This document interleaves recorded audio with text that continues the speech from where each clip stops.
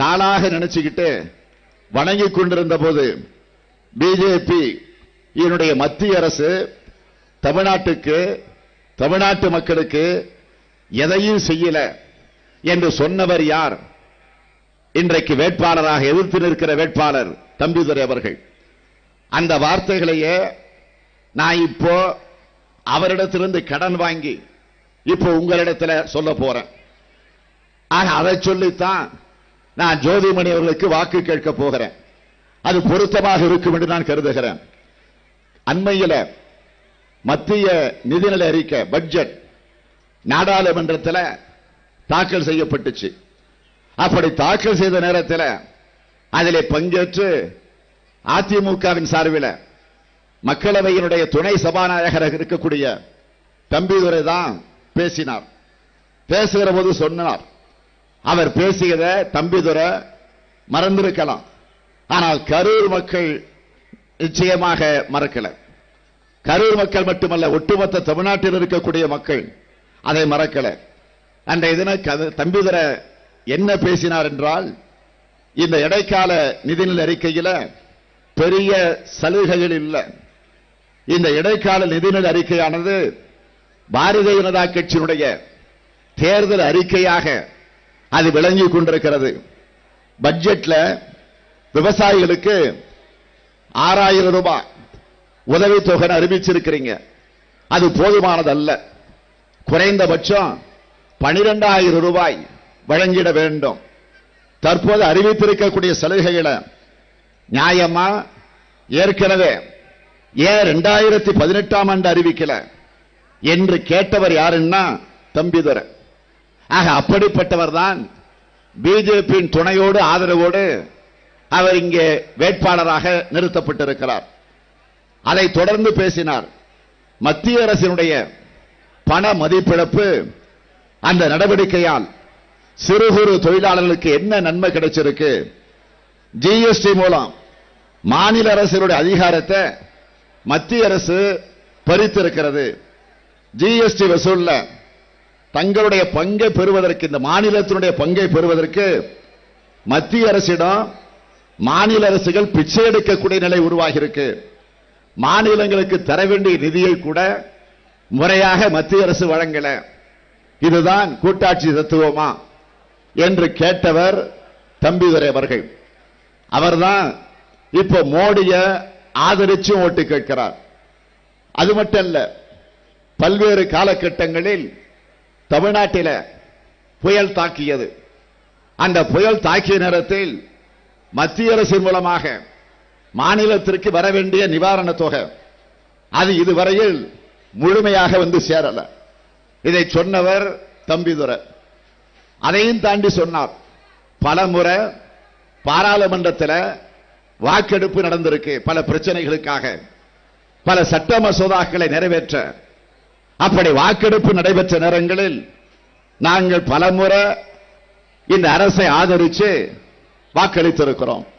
ஆனால் எங்கள் மீது மத்திய அரசு நம்பிக்கை வைக்கல என்று கேட்டவர் தம்பிதுரை.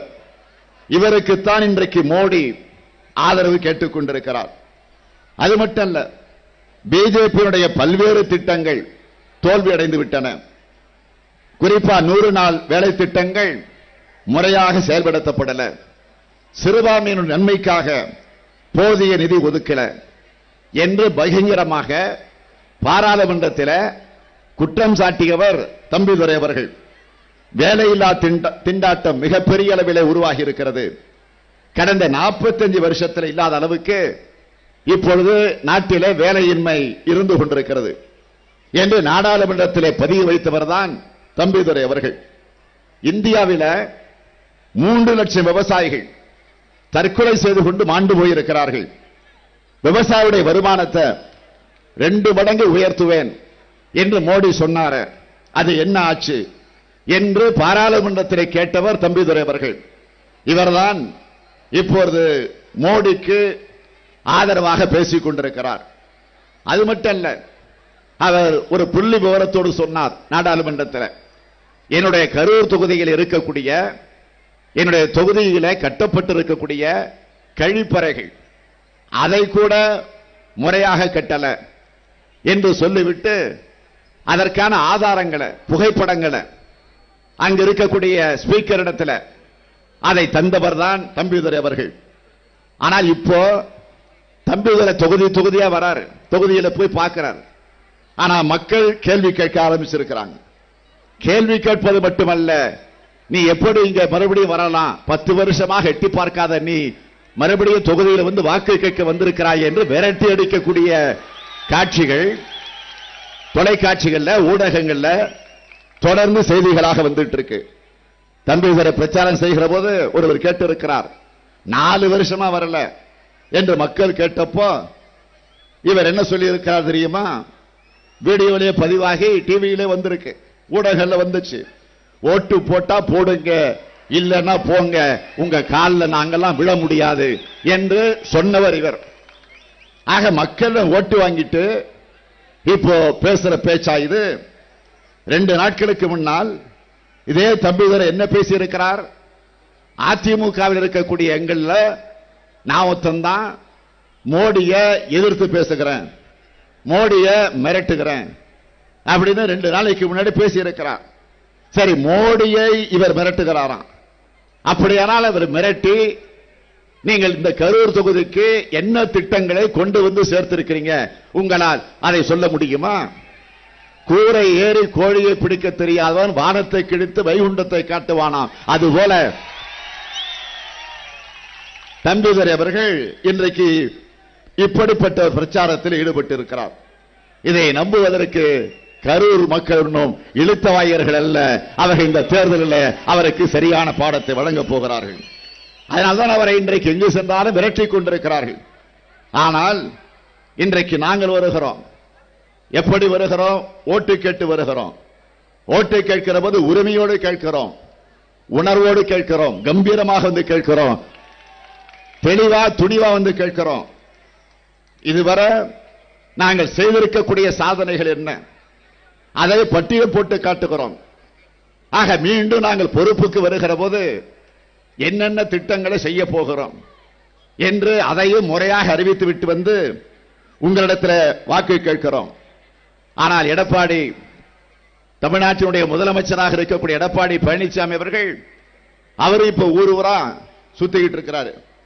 அம்மையார் ஜெயலலிதா அவர்கள் உயிரோடு இருந்த போது இப்படி எல்லாம் வேன்ல போயிருப்பாங்களா? அவங்க யாராவது ஒத்தராவது போயிருப்பாங்களா? ஆனா இப்போ ஏதோ தன்னை ஒரு எம்ஜிஆர் மாதிரி நினைச்சுக்கிட்டு வேன்ல ஏறி நின்னுக்கிட்டு, அது பயங்கரமான கூட்டம், மக்கள் அலையலையா வருகிற கூட்டம். அந்த கூட்டத்தில் போய் அவர்கள் இப்பொழுது என்ன பிரச்சாரம் செய்கிறார்கள்? நியாயமா ஒரு ஆட்சியில் இருக்கக்கூடிய முதலமைச்சர், அதே போல பிரதமராக இருக்கக்கூடிய மோடி, எதை சொல்லி ஓட்டு கேட்கணும்? பிரதமர் மோடி அவர்களை பொறுத்த வரைக்கும் 5 வருஷமா ஆட்சியில் இருக்கிறார். எடப்பாடியை பொறுத்த வரைக்கும் ஜெயலலிதா இருந்ததை சேர்த்து பார்த்தா 8 வருஷமா அதிமுக ஆட்சியில் இருக்கு. ஆக ஆட்சியில் இருக்கக்கூடிய அவர்கள் எங்களுடைய ஆட்சிகளை இதையெல்லாம் செய்திருக்கிறோம் என்று சொல்லி வாக்கு கேட்கணும். ஆனால் எதுவும் இல்லை. சட்டியில் இருந்தால் தானே அகப்பைக்கு வரும். ஆக எதுவும் இல்லை. இல்லாத காரணத்தினால காங்கிரஸ் கட்சியின் மீது, திமுக மீது சில தேவையற்ற விமர்சனங்களை செய்து கொண்டிருக்கக்கூடிய நிலையை தான் பார்க்கிறோம். ஏதோ இந்தியாவில் காங்கிரஸ் கட்சி தான் ஆட்சியில் இருக்கிற மாதிரி, தமிழ்நாட்டில் திமுக தான் ஆட்சியில் இருக்கிற மாதிரி அவர்கள் நம்மை பார்த்து விமர்சித்துக் கொண்டிருக்கிறார்கள் தவிர வேற என்ன? திராவிட முன்னேற்ற கழகத்தின் சார்பில் நாம் வெளியிட்டிருக்கக்கூடிய தேர்தல் அறிக்கை, அதேபோல் இந்திய தேசிய காங்கிரஸ் கட்சியின் சார்பில் அன்னை சோனியா காந்தி அவர்கள் வெளியிட்ட தேர்தல் அறிக்கை, அந்த தேர்தல் அறிக்கை பற்றி இளந்தலைவர் ராகுல் காந்தி அவர்கள் பத்திரிகை நிருபர்களிடத்தில் பேசுகிற போது தெளிவாக எடுத்து சொன்னார். என்னென்ன திட்டங்களை எல்லாம் நிறைவேற்ற போகிறோம் என்று தலைப்புச் செய்திகளாக அதனுடைய முக்கியத்துவத்தை அடிப்படையாக வைத்து தெளிவாக எடுத்து சொன்னார். அதில் குறிப்பா நாமெல்லாம் மகிழ்ச்சி அடையக்கூடிய வகையில் திராவிட முன்னேற்ற கழகத்துடைய தேர்தல் அறிக்கையில் நாம் சொல்லி இருந்தோம், நீட் தேர்வை நாங்கள் பொறுப்புக்கு வந்தால் ரத்து செய்வோம் என்று. உடனே எல்லோரும் என்ன சொன்னார்கள் தெரியுமா? மாற்றுக் கட்சியை சார்ந்தவர்கள், எதிர்கட்சியில் இருக்கக்கூடியவர்கள், நீட் தேர்வை கொண்டு வந்தது காங்கிரஸ் கட்சி தானே, அப்போ திமுக கூட்டணியில் இருந்துச்சு என்று சொன்னார்கள். ஒரு உண்மையை நீங்க தெரிஞ்சுக்கணும். காங்கிரஸ் கட்சி கொண்டு வந்திருந்தாலும் திராவிட முன்னேற்றக் கழகம் அதை தமிழ்நாட்டிற்குள் கொண்டு வர அனுமதிக்கல. அதையும் தாண்டி கலைஞர் அவர்கள் முதலமைச்சராக இருந்தபோது அதற்காக நீதிமன்றத்திற்கு சென்று வழக்கு போட்டார். திமுக இருக்கிற வரையில நீட் தமிழ்நாட்டு எல்லைக்குள்ள வர முடியல. ஆனால் அதிமுக ஆட்சி வந்ததற்கு பிறகு வந்துச்சு. ஆக வந்ததற்கு பிறகு அதை எதிர்க்கிறோம். தேவையில்லை, விதிவிலக்கு வேண்டும் என்று கேட்கிறோம். அரியலூர்ல பக்கத்தில் இருக்கக்கூடிய அரியலூர் மாவட்டத்தில் அனிதா என்கிற ஒரு மாணவி அந்த நீட் தேர்வின் காரணமாக தற்கொலை செய்து கொண்டு மாண்டு போனார. ஆக இப்படி ஏழை எளிய குடும்பத்திலே பிறந்திருக்கக்கூடிய, நடுத்தர குடும்பத்திலே பிறந்திருக்கக்கூடிய, தாழ்த்தப்பட்ட பிற்படுத்தப்பட்ட சமுதாயத்திலே பிறந்திருக்கக்கூடிய அந்த மாணவ செல்வங்கள் மருத்துவர்களாக டாக்டர்களாக வர முடியாத ஒரு சூழ்நிலை வந்துருச்சு. ஆகவே இதை தடுத்தாகணும் என்று குரல் எழுப்பினோம். சட்டமன்றத்தில் 2 தீர்மானங்கள் நிறைவேற்றப்பட்டுச்சா இல்லையா? நிறைவேற்றப்பட்ட தீர்மானம் டெல்லிக்கு போச்சா இல்லையா? போனதற்கு பிறகு அதை பற்றி வாய் திறந்து இங்கு இருக்கக்கூடிய முதலமைச்சரோ துணை முதலமைச்சரோ கல்வித்துறை அமைச்சரோ போய் நேரடியாக கேட்டார்களா? இப்போ திமுகவுடைய தேர்தல் அறிக்கையில நாம் வெளியிட்டு இருக்கிறோம் அதை ரத்து செய்வோம்னு. உடனே அதிமுக தேர்தல் அறிக்கையில் அந்த செய்தி வந்திருக்கு. நான் கேட்கிறேன், எப்படி, யாரை ஏமாற்ற? நீங்கள் உள்ளே நுழைய விட்டது நீங்கள். அது நுழைந்ததற்கு பிறகு அதற்கு தேவையான அடிப்படை கட்டமைப்புகளை ஏற்படுத்தி கொடுத்திருக்கக்கூடியவர்கள் நீங்கள். அதை வேண்டாம் என்று சட்டமன்றத்தில் தீர்மானம் போட்டு அனுப்பியதை கூட டெல்லிக்கு சென்று அழுத்தம் தராதவர்கள் நீங்கள். அடுத்த ஆண்டு நீட் தேர்வுக்கான ஆயத்த பணிகள்ல இந்த அரசு முழுமையாக ஈடுபட்டு இருக்கிறது. அதற்கான பணிகளை எல்லாம் தொடர்ந்து செய்து கொண்டிருக்கிறது என்ற ஆதாரம் பூர்வமான செய்தி வந்து கொண்டிருக்கு. ஆக அதை தடுத்து நிறுத்த அருகதை இல்ல, துப்பு இல்ல, துரும்பு இல்ல, யோகிதை இல்ல. ஆனால் உங்களுடைய தேர்தல் அறிக்கையில இன்றைக்கு நீங்கள் சொல்லி இருக்கிறீர்கள் சொன்னால் யாரை ஏமாற்ற? ஆக நாம் அறிவித்தோம். ஆக இன்றைக்கு தமிழ்நாட்டிற்கு நிச்சயமாக விதிவிலக்கு வழங்கப்படும். ஆகவே அது பரிசீலிக்கப்படும் என்பது மட்டுமல்ல, அது நிச்சயமாக அது ரத்து செய்யப்படும் என்ற அந்த செய்தியை மாநில உரிமைகளுக்குத்தான், மாநிலத்திற்குத்தான் அந்த உரிமை இருக்கிறது. மத்திய அரசு தலையிட முடியாது என்று தேர்தல் அறிக்கையிலே காங்கிரஸ் கட்சி சொல்லி இருக்கிறது.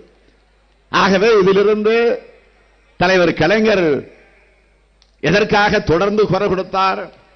மத்தியிலே கூட்டாட்சி, மாநிலத்திலே சுயாட்சி. ஆக அந்த முழக்கத்துக்கு, கலைஞருடைய முழக்கத்திற்கு ராகுல் காந்தி அவர்கள் வழிமொழிந்திருக்கிறார் என்று பார்க்கிற போது நான் உள்ளபடியே பெருமைப்படுகிறேன், மகிழ்ச்சி அடைகிறேன். கலைஞரின் சார்பிலே திரு ராகுல் காந்தி அவர்களுக்கு நான் நன்றி செலுத்த விரும்புகிறேன். அதேபோல விவசாய கடனை ரத்து செய்வீர்களா? ஏற்கனவே காங்கிரஸ் கட்சியின் சார்பில் ராஜஸ்தான்ல, அதே மாதிரி சத்தீஸ்கர்ல, இப்படி பல மாநிலங்களில் நடைபெற்ற தேர்தல் நேரத்தில் நாங்க ஆட்சிக்கு வந்தோம். 10 நாட்கள்ல விவசாயியுடைய கடனை ரத்து செய்வோம் என்று உறுதிமொழி தந்தார். ஆட்சிக்கு வந்து 10 நாள் அல்ல, 2 நாட்கள்ல ரத்து செஞ்சார்.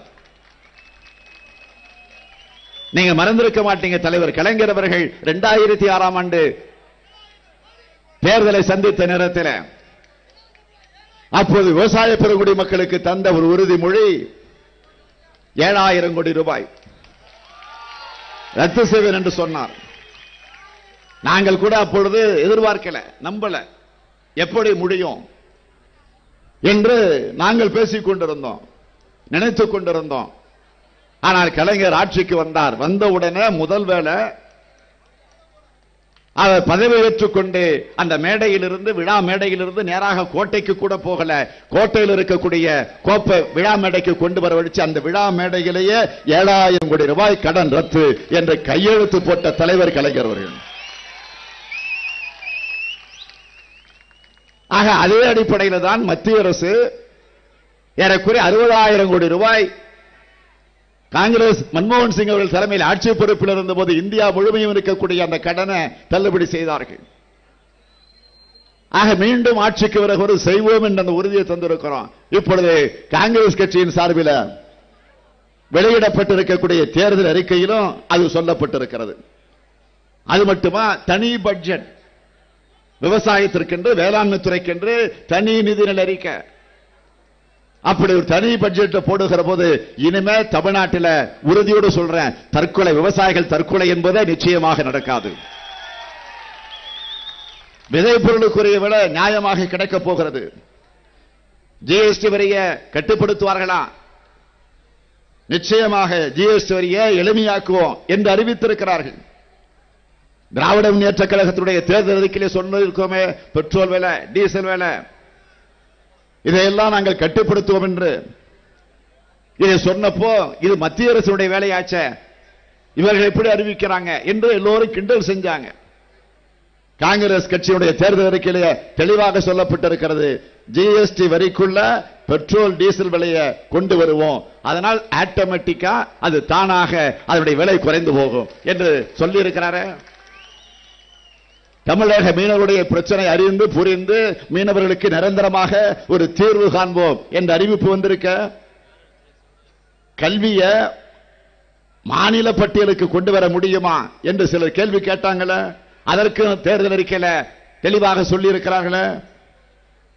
அரசு பள்ளிகள்ல 1வது முதல் 12வது வகுப்பு வரை கட்டாய இலவச கல்வி உறுதி செய்யப்படும் என்ற அறிவிப்பு வந்திருக்க, ஏழை எளியவர்களுக்கு மாதந்தோறும் 6,000 ரூபாய், ஆக ஓராண்டிற்கு 72,000 ரூபாய் அவரவருடைய வங்கி கணக்கில் செலுத்தப்படும் என்று ராகுல் காந்தி அறிவித்தார். ஏற்கனவே மோடி ஒன்னு அறிவிச்சார், 6,000. அந்த 6,000 3 தவணைகளாக 2,000 பிரிச்சு கொடுப்பேன். நான் கேட்கிறேன், அந்த பிரிச்சு கொடுக்கிறேன்னு சொன்ன முதல் தவணை 2,000 இதுவரைக்கும் யாருக்காவது வந்து சேர்ந்திருக்கா? வரும், ஆனா வராது. இதுதான் இன்றைக்கு இருக்கக்கூடிய நிலை. ஆக திராவிட முன்னேற்ற கழகத்தினுடைய தேர்தல் அறிக்கையில சொல்லப்பட்டிருக்கக்கூடிய அனைத்தும் இன்றைக்கு மத்தியில நம்முடைய இளந்தலைவராக இருக்கக்கூடிய ராகுல் காந்தி அவர்கள் தான் பிரதமராக வரப்போகிறார் என்கிற அந்த நிலையில அங்கு அந்த கட்சியின் சார்பில் வெளியிடப்பட்டிருக்கக்கூடிய தேர்தல் அறிக்கையில நம்முடைய வாக்குறுதிகளை உறுதிமொழிகளை உணர்ந்து புரிந்து அதை வழிமொழியக்கூடிய நிலையில அந்த அறிவிப்புகளை எல்லாம் சேர்த்திருக்கிறார்கள். ஆக இவைகளெல்லாம் நிறைவேற்றப்பட வேண்டும் என்று சொன்னால் இந்த கரூர் நாடாளுமன்ற தொகுதியை பொறுத்த வரைக்கும் கை சின்னத்தில் ஆதரவு தந்து ஜோதிமணி அவர்களை பெருவாரியான வாக்கு வித்தியாசத்தில் வெற்றி பெற வைக்க வேண்டும். உறுதியோடு சொல்றேன், நிச்சயமாக அத்தனை உறுதிமொழிகளும் காப்பாற்றப்படும், சந்தேகம் வேண்டாம். காங்கிரஸ் கட்சியுடைய தேர்தல் அறிக்கையை பார்த்து பயந்து போயிருக்கக்கூடிய மோடி அவர்கள் பிதற்ற தொடங்கி இருக்கிறார், புலம்பிக் கொண்டிருக்கிறார், பயந்து போயிருக்கிறார், பொய்யான அறிக்கைகளை வெளியிட்டுக் கொண்டிருக்கிறார். ஒரு போலி என்று சொல்வதை பார்க்கும் போது சிரிப்பு தான் வருது. ஒரு பொய்யர பொய் என்று சொல்லுகிறார். கிராமத்தில் ஒரு பழமொழி சொல்வார்கள், பொய்ய சொன்னாலும் பொருத்தமா சொல்லுங்கடா போக்கத்த பசங்களான்னு. அது மாதிரி இன்றைக்கு பிரதமராக இருக்கக்கூடிய மோடியினுடைய நிலை போயிருக்கு. நான் கேட்கிறேன், இதே பிரதமர் மோடி அவர்கள் பிரதமராக வருவதற்கு முன்பு நாடாளுமன்ற தேர்தலை சந்திச்ச நேரத்தில் தந்த உறுதிமொழிகளே ஒரு முக்கியமான உறுதிமொழி, இந்தியாவை தாண்டி வெளிநாடுகள்ல 90 லட்சம் கோடி ரூபாய் கருப்பு பணம் இருக்கு. அந்த 90 லட்சம் கோடி ரூபாயை மீட்டுக்கிட்டு வந்து இந்தியாவில் இருக்கக்கூடிய அத்தனை பேருக்கும் ஒவ்வொருவருக்கும் தனித்தனியாக வங்கிகள்ல நான் கணக்கு தொடங்குவேன், அதிலே ஒரு தொகை போடுவேன். எவ்வளவு தெரியுமா? எவ்வளவு? 15 லட்சம் போடப்பட்டிருக்கா? யாருக்காவது ஒருத்தருக்கு சொல்லுங்க, நான் மன்னிப்பு கேட்கிறேன்.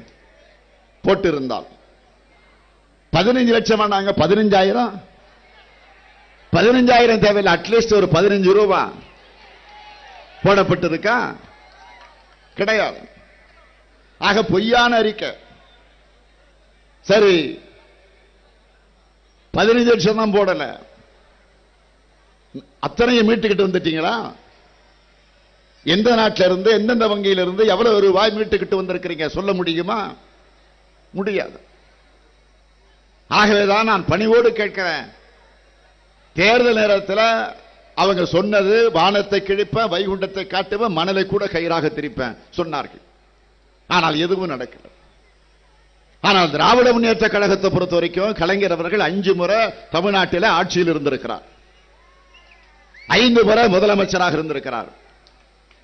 ஒவ்வொரு முறையும் ஆட்சிக்கு வருவதற்கு முன்பு, தேர்தலுக்கு முன்பு நாங்கள் பொறுப்புக்கு வந்தா என்னென்ன செய்ய போகிறோம் என்பதை முறைப்படுத்தி சம்பந்தப்பட்டிருக்கக்கூடிய நிர்வாகிகள் எல்லாம் அழைச்சி, பொருளாதார நிபுணர்களை உட்கார வச்சு பேசி, விவசாயத்திற்கு என்ன செய்யணும் அந்த சங்க பிரதிநிதிகளை கூப்பிடுங்கள், உட்கார வச்சு பேசுவார். தொழில்துறையில் என்ன செய்யணும் அது சம்பந்தப்பட்டிருக்கக்கூடிய அந்த அதிபர்களை கூப்பிட்டு உட்கார வச்சு பேசுவார்.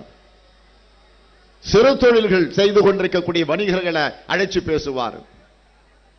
விவசாயிகளை, நெசவாளர்களை, அரசு ஊழியர்களை, ஆசிரியர்களை, அந்தந்த அமைப்பில் இருக்கக்கூடிய நிர்வாகிகளை அழைத்து உட்கார வச்சு பேசி அதற்கு பிறகு தேர்தல் அறிக்கையை தயார் செய்வார். அது சட்டமன்ற தேர்தலாக இருந்தாலும் சரி, நாடாளுமன்றத்தினுடைய தேர்தலாக இருந்தாலும் அந்த அடிப்படையில் தயாரித்து அதை முழுமையாக அவரே மேடையில் வந்து மக்களிடத்தில் நின்று அதை படிப்பார், முழுமையாக படிப்பார். படித்து முடித்ததற்கு பிறகு கடைசியாக 2 வரி சொல்லுவார். திருக்குறள் போன்ற 2 வரி, சொன்னதை செய்வோம், செய்வதை சொல்வோம். ஆக அவர் சொன்னார். அவர் சொன்னதைத்தான் அவருடைய மகனாக இருக்கக்கூடிய ஸ்டாலினும் சொல்லுகிறேன், சொன்னதைத்தான் செய்வோம், சொல்வதைத்தான் சொல்வோம். ஆக அந்த அடிப்படையில் தான் கடந்த 20ஆம் தேதி நான் பயணத்தை தொடங்குவதற்கு முன்பு 19ஆம் தேதி தேர்தல் அறிக்கையை சென்னையில் அண்ணா அறிவாலயத்தில் கலைஞர் அரங்கத்தில் வெளியிட்டோம். இந்த தேர்தல் அறிக்கை வந்ததற்கு பிறகு மக்கள் பார்த்து மகிழ்ச்சி அடைந்திருக்கிறார்கள். அதுல குறிப்பா இந்த கரூர் நாடாளுமன்ற தொகுதியை பொறுத்த வரைக்கும் நான் சொல்ல வேண்டும் என்று சொன்னால், கரூரை ஜவுளி ஏற்றுமதி மற்றும் உள்நாட்டு வியாபாரத்தை அபிவிருத்தி செய்வதற்கு தேவையான அடிப்படை கட்டுமான பணிகள், இன்ஃப்ராஸ்ட்ரக்சர் கொண்டு வரப்படும். மேலும் அதற்கு தேவையான மானியம், சப்சிடி, சிறப்பு அந்தஸ்து கரூருக்கு வாங்கி கொடுக்கப்படும். அதன் மூலமாக கரூரை உலகத்தரம் வாய்ந்த சர்வதேச டெக்ஸ்டைல்ஸ் மாநகரமாக, world class international textile city மாற்றப்படும். கரூரில் காவேரி நீர் வசதியுடன் சாயப்பட்டறை கழிவுநீர் சுத்திகரிப்பு நிலையத்துடன் கூடிய சாயப்பட்டறை பூங்கா அமைக்கப்படும். ஜவுளி ஏற்றுமதியாளர்களுக்கு தற்சமயம் ஏற்பட்டுள்ள ஜிஎஸ்டி நிலுவைத் தொகையினை பெற்றுத்தர நடவடிக்கை எடுக்கப்படும். ஜவுளி ஏற்றுமதியாளர்களுக்கு குறைக்கப்பட்டுள்ள ஊக்கத்தொகையை மத்திய அரசிடம் வலியுறுத்தி அதிகரித்து பெற்றுத்தரப்படும். கரூரில் உற்பத்தி செய்யப்படும் பாரம்பரிய கொசுவலைகளை மத்திய மாநில அரசு கொள்முதல் செய்ய நடவடிக்கை எடுக்கப்படும். சர்வதேச தரத்தில் பஸ் பாடி கட்டும் வகையில் நவீன தொழில்நுட்ப வசதியுடன் கூடிய பஸ் பாடி பூங்கா அமைக்க நடவடிக்கை எடுக்கப்படும். தாதம்பாளையம் ஏரியின தூர்வாரி அமராவதி ஆற்றில் தடுப்பணை அமைத்து கால்வாய் வழியாக உபரி நீர் கொண்டு வர நடவடிக்கை எடுக்கப்படும். விவசாயிகளின் வேண்டுகோளின்படி குடகனாறு திட்டம் மேம்படுத்தப்படும். 10ஆம் வகுப்பு படித்த 1 கோடி இளைஞர்களுக்கு சாலை பணியாளர்களாக வேலை வாய்ப்பு வழங்கப்படும். ஏழை நெசவாளர்களுக்கு இலவச மின்சாரம் வழங்கப்படும். பள்ளி மற்றும் கல்லூரிகளுக்கு சென்று வரக்கூடிய மாணவர்கள் அனைவருக்கும் இலவச ரயில் பயண சலுகை வழங்கப்படும். அண்மையில் உயர்த்தப்பட்ட கேபிள் டிவி கட்டணம் முந்தைய அளவுக்கு குறைக்கப்படும். மக்கள் நல பணியாளர்கள் ஏற்கனவே திமுக ஆட்சியிலே கொண்டு வந்தது வேலையில்லாமல் அலைந்து கொண்டிருக்கக்கூடிய இளைஞர்களுக்கு வேலை வாய்ப்பை ஏற்படுத்தி தருவதற்காக மக்கள் நல பணியாளர்கள் என்ற ஒரு அமைப்பை ஏற்படுத்தினோம். ஆனால் ஆட்சி மாற்றம் வந்து அதிமுக சார்பில் அது நீக்கப்பட்டுச்சு. வீட்டுக்கு அனுப்பிச்சிட்டாங்க. நடுத்தருக்கு போய் பிச்சை எடுத்தாங்க. நூற்றுக்கணக்கான 200க்கும் மேற்பட்டவர்கள் அதிர்ச்சியின் காரணமாக இறந்து போயிருக்கிறாங்க, தற்கொலை செய்து கொண்டு மாண்டு போயிருக்கிறார்கள். ஆக மீண்டும் அவர்களுக்கு அந்த வேலை இல்லாமல் அலைந்து கொண்டிருக்கக்கூடிய அந்த இளைஞர்களை தேடி கண்டுபிடிச்சு மீண்டும் அவர்களுக்கு மக்கள் நல பணியாளர்கள், அது மட்டுமல்ல பெண்களுக்கும் அதில் முக்கியத்துவம் தந்து 50 லட்சம் பேருக்கு மகளிருக்கு மட்டும் அந்த பணியை வழங்க முடிவு செஞ்சிருக்கிறோம். அதே போல மகளிருக்கு சிறு சிறு தொழில்களை தொடங்கி உங்கள் குடும்பத்தை நீங்கள் காப்பாற்றிக் கொள்ள நீங்கள் தன்னம்பிக்கையோடு வாழ வேண்டும் என்பதற்காக சிறு தொழில் தொடங்க 50,000 ரூபாய் வட்டியில்லா கடன் உங்களுக்கு வழங்கப்படும் பெண்களுக்கு. சென்ற நாடாளுமன்ற தேர்தலில் அறிவிச்சோம் மாணவருடைய கல்வி கடனை பற்றி. ஆட்சிக்கு வரல. ஆக இப்போ இந்த நாடாளுமன்ற தேர்தலில் அதை மீண்டும் வலியுறுத்தி இருக்கிறோம். மாணவர்களுடைய கல்வி கடன் முழுவதும் தள்ளுபடி செய்யப்படும். கரூர் வெள்ளக்கோயில் திருப்பூர் புதிய ரயில் பாதை அமைக்கப்படும். காவேரி டெல்டா ஒரு பாதுகாக்கப்பட்ட சிறப்பு பொருளாதார மண்டலமாக அறிவிக்கப்படும். கனிம வளம் வரைமுறை இல்லாமலும் வரம்பு மேரையும் சுரண்டப்படுவதை தடுத்து சுற்றுப்புற சூழலை பாதுகாக்க தற்போதைய கொள்கை மறு ஆய்வு செய்யப்படும். ஒரு 4 நாளைக்கு முன்னாடி குறிப்பா அந்த கொங்கு மண்டலத்தில் இருக்கக்கூடிய விவசாய பெருங்குடி மக்கள் எல்லாம் வந்து நிர்வாகிகள் வந்து என்னை பார்த்து ஒரு கோரிக்கை வச்சாங்க. அதை நான் திருப்பூரில் அறிவிச்சேன். தேர்தல் அறிக்கையில் இப்ப சேர்த்திருக்கிறோம். அது என்னன்னா வங்கிகள் கூட்டுறவு சங்கங்கள்ல 5 சவரன் வரை இருக்கக்கூடிய விவசாய தொழிலாளருடைய நகைக்கடன் வட்டியுடன் அது இருப்பதை தள்ளுபடி செய்கிறோம். ஆக இதெல்லாம் நாம் அறிவித்திருக்கக்கூடிய உறுதிமொழிகள், சிலவற்றை தான் சொல்லி இருக்கிறேன். ஆக இதெல்லாம் நிறைவேற்றப்பட வேண்டும். ஆக நிறைவேற்றுவோம் என்ற நம்பிக்கை உங்களுக்கு நிரம்ப இருக்கிறது, தமிழ்நாட்டு மக்களுக்கு நிரம்ப வந்திருக்கிறது. அதனால்தான் இன்றைக்கு எங்கே சென்றாலும் எழுச்சி, வேகம், ஆர்வம், ஆரவாரம். ஆக அதனால்தான் தெளிவோடு சொல்லுகிறோம் 40க்கு 40 நாம் தான். அது மட்டுமா 18 தொகுதிகளில் சட்டமன்றத்தினுடைய இடைத்தேர்தல் நடக்குது. அரவாக்குறிச்சி ஒன்று மிச்சம் இருக்கு. செந்தில் பாலாஜி